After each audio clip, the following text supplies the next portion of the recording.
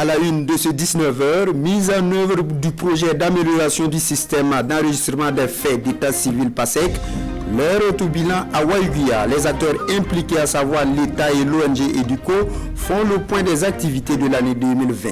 Bilan à suivre en début d'édition.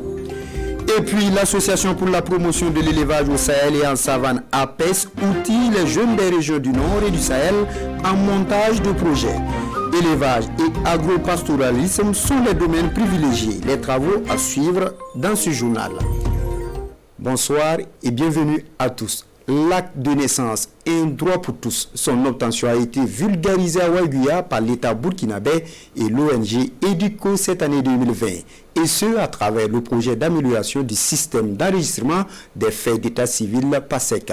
Jeudi dernier, les acteurs impliqués dans ce projet ont fait le bilan de leur activité. C'était en présence de Constantin Ouedraogo et de Moussaki. Je suis moi à identifier et à délivrer des extraits d'actes de naissance aux enfants non enregistrés, mais aussi à renforcer la capacité opérationnelle des centres d'état civil en matériel de travail.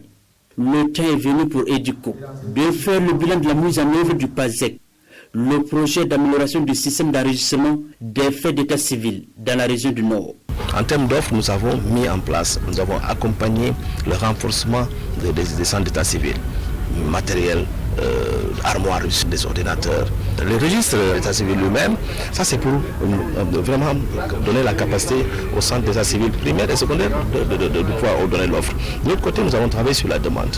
Donc, communication sociale autour des populations pour leur expliquer les méfaits de l'absence de l'état civil, audience foraine. La mise en œuvre du PASEC, c'est aussi l'engagement de tous ces acteurs. Autorités provinciales et communales, organisation de la société civile et responsables coutumiers. L'identification des personnes, c'est vraiment un droit fondamental. C'est une question de souveraineté. Savoir que telle personne s'appelle un tel et il est tel pays, c'est vraiment un acte de souveraineté. La rencontre de Waïguia met le bilan des activités sur la table, mais aussi des échanges pour de nouvelles orientations. Car l'objectif est clair. Tout enfant burkinabé doit avoir son premier document d'identité, même dans le contexte de déplacés internes. Comme ces documents d'identité, l'UEMOA facilite l'accès au crédit des PME et PMI devant les institutions financières. Elle a adopté une charte à laquelle a adhéré le Burkina Faso depuis 2012. Cette charte est mieux présentée aux acteurs à la faveur d'un atelier de sensibilisation et d'information à Bobo de Lasso. Le compte-rendu de Kassou Milogo et de Ismaël Saturné Paris. Depuis juin 2012, l'UEMOA, l'Union économique et monétaire ouest-africaine, a adopté un plan d'action de financement des PME et PMI, les petites et moyennes entreprises et les petites et moyennes industries. Cet atelier se veut ainsi un cadre de sensibilisation et d'information de ces acteurs du monde économique des hauts bassins sur le contenu de ce dispositif de soutien. Généralement, les PME ne sont pas toujours outillés pour présenter des bons dossiers. Et donc, on a décidé qu'il fallait les accompagner avec des services d'appui aux entreprises. Et ce sont ces services d'appui aux entreprises qui vont travailler sur les dossiers, qui vont présenter les dossiers aux banques. Les banques, quand elles vont financer les projets, les services d'accompagnement ont l'obligation de continuer à assurer le suivi jusqu'au remboursement intégral du crédit. Cette rencontre devra permettre aux PME et PMI de la région des hauts-bassins. L'État met en place une structure qu'on appelle la Commission nationale des PME, qui, elle, examine des demandes et confère, au regard de l'examen de cette demande-là, un statut de PME. Et une fois que l'entreprise a ce statut, elle devient une structure qui peut plus facilement accéder à la commande publique. Elle peut plus facilement accéder aux différents mécanismes d'accompagnement que l'État a mis en place. Pour bénéficier de l'accompagnement financier, il faut être une entreprise autonome, productrice de biens ou de services marchands et être immatriculé au registre du commerce et du crédit immobilier, à l'instar de ces responsables d'entreprises qui ont vu leurs efforts reconnus à cette cérémonie. La suite de cette édition nous envoie à Tinkodogo où l'association des femmes juristes de Burkina a fait un plaidoyer en faveur de la lutte contre les violences faites aux femmes à la base. Elle a invité les différents conseils municipaux à prendre en compte les textes irrélatifs dans leur plan de développement. Konsoum Koulibaly et Tanga Kafando. Elles sont membres de l'association des femmes juristes du Burkina, au Auprès du conseil municipal de Tiankodougou, elles viennent plaider pour deux choses. L'implication individuelle et collective des élus locaux dans la lutte contre les violences faites aux femmes dans leurs bases respectives. Malgré les nombreux textes qui sont adoptés, il y a toujours eu une recrudescence des violences à l'égard des femmes, tant au plan politique, au niveau de la famille.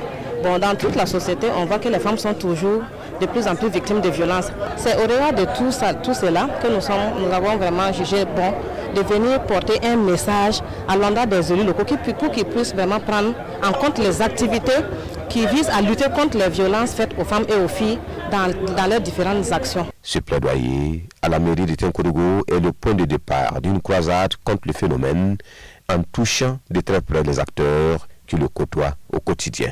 Nous avons bien reçu le message, nous sommes engagés du côté des femmes, nous sommes disposés à les accompagner sur toutes les recommandations qu'elles nous ont adressées. Les actions au niveau du conseil municipal, en tout cas, ont été déjà engagées, mais nous comptons les renforcer. Pour l'association des femmes juristes du Burkina, lutter contre les violences faites aux femmes à la base, c'est couper le mal à la racine et cette campagne de plaidoyer va s'étendre sur plusieurs localités du Burkina. Autre point de l'actualité ce soir, la maison de l'entreprise du Burkina renforce les capacités professionnelles des 6 provinces de la région de la Boukou-du-Moun. Elle a recruté dans ce sens des gestionnaires du centre de ressources en entrepreneuriat rural pour soutenir les initiateurs d'entreprises et de projets innovants. Ces agents ont été présentés aux autorités régionales à Dédougou. Edouard Ouedragou et Karim Ouedragou. Au nom des 6, ces gestionnaires de centres de ressources en entrepreneuriat rural prêtent serment devant les autorités. Ils auront pour mission de booster l'économie rurale des populations des 6 provinces de la Boukou-du-Moun par leurs conseils. Nous agirons avec responsabilité et professionnalisme dans toutes nos relations avec les micro-entrepreneurs ruraux, nos collègues, les personnes ressources et tout autre partenaire du centre. Les potentialités agro-silvo-pastorales sont importantes dans la région de la Boukou-du-Moun, mais le taux de pauvreté de la population reste très élevé. À travers ces gestionnaires, la maison de l'entreprise du Burkina Faso et le projet d'appui à la promotion des filières agricoles veulent trouver une solution. Nous avons désormais des gestionnaires qui doivent être à proximité de ces micro-entreprises-là, de sorte à pouvoir les accompagner, à faciliter l'accès à leur financement, faciliter l'accès au marché et aussi faciliter l'accès aux capacités et aux compétences techniques. C'est de travailler réellement, véritablement avec les producteurs, les promoteurs de micro-entreprises pour la relance de l'économie.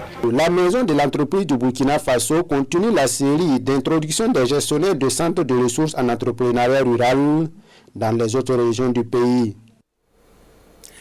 À Dori, des jeunes des régions du Nord et du Sahel se forment en montage de projets en élevage et en agro-pastoralisme. C'est une initiative de l'Association pour la promotion de l'élevage au Sahel et en savane APESA, une association qui œuvre pour l'autonomisation des jeunes dans les zones transfrontalières Burkina, Niger, Mali. Albert Nebier, Lazare Sanou.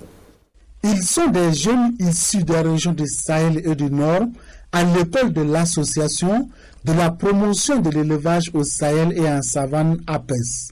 Une rencontre pour permettre aux participants de réfléchir sur les conditions à réunir pour la réussite de leur projet en lien avec l'élevage et l'agropastoralisme. Cet atelier fait suite à un long processus de concertation entre jeunes du Burkina, du Mali et du Niger. Et au cours de ces concertations, il y a eu des échanges où les jeunes effectivement ont fait des analyses très pointues sur leur devenir, sur leurs attentes en matière d'insertion socio-économique, d'insertion politique et en matière d'appui accompagnement. Pour que jeunesse et opportunités d'emploi en milieu rural, nature et type d'accompagnement par les ONG locales soient effectifs, des préalables s'imposent. Notre attente, c'est de voir en tout cas ce cadre-là qui a pu se réaliser et qu'après la mise en place de ce cadre, que l'organisation qui APES puisse nous accompagner dans la mise en œuvre des activités, la mise en œuvre des projets, dans la sollicitation des jeunes qui sont membres du cadre, tout comme les jeunes qui ne sont pas forcément membres du cadre, mais qui se reconnaissent en tout cas étant jeunes. À l'issue des travaux, il est attendu des participants des projets concrets et réalistes pour permettre à l'APES de mieux affiner ces différents projets qui cadrent avec l'élevage pastoral et l'agro-pastoral dans ces zones d'intervention. Parlons éducation à présent avec l'Institut supérieur de technologie IST qui a achevé la célébration de ses 20 ans de création avec un dîner.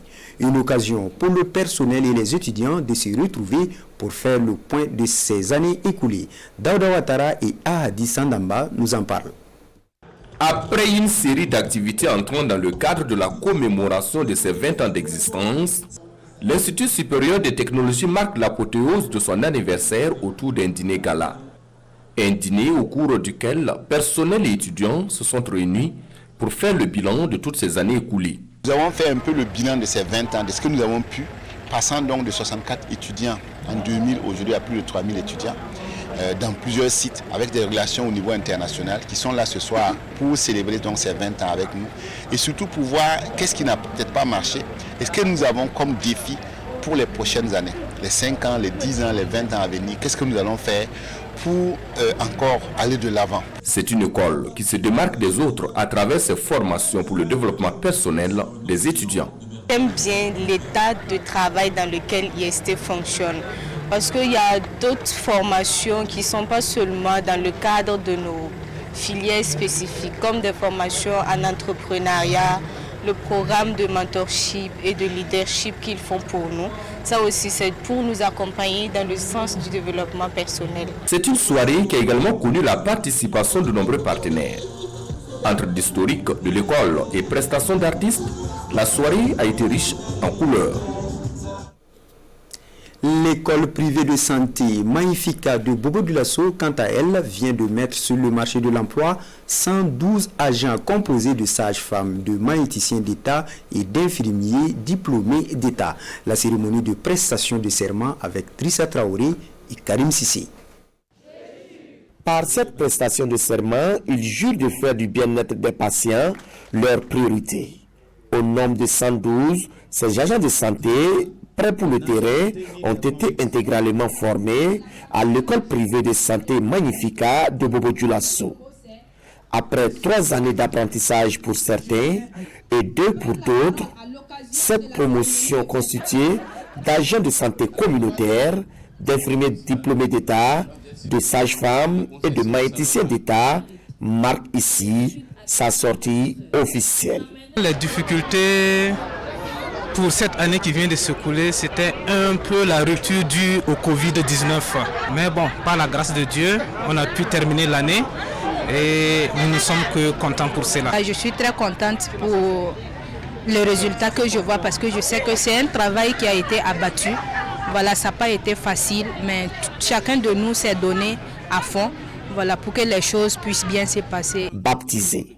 Allaitement exclusif pour des enfants plus forts, la promotion est exhortée par son parrain à honorer son nom et à persévérer dans le travail. Après avoir obtenu son parchemin, il est nécessaire de rester suffisamment actif pour s'offrir les opportunités et embrasser sa carrière au plus tôt, que ce soit dans le privé comme dans le public. La présente cérémonie de sortie de promotion a été marquée par des prestations artistiques et des remises d'attestations aux lauréats.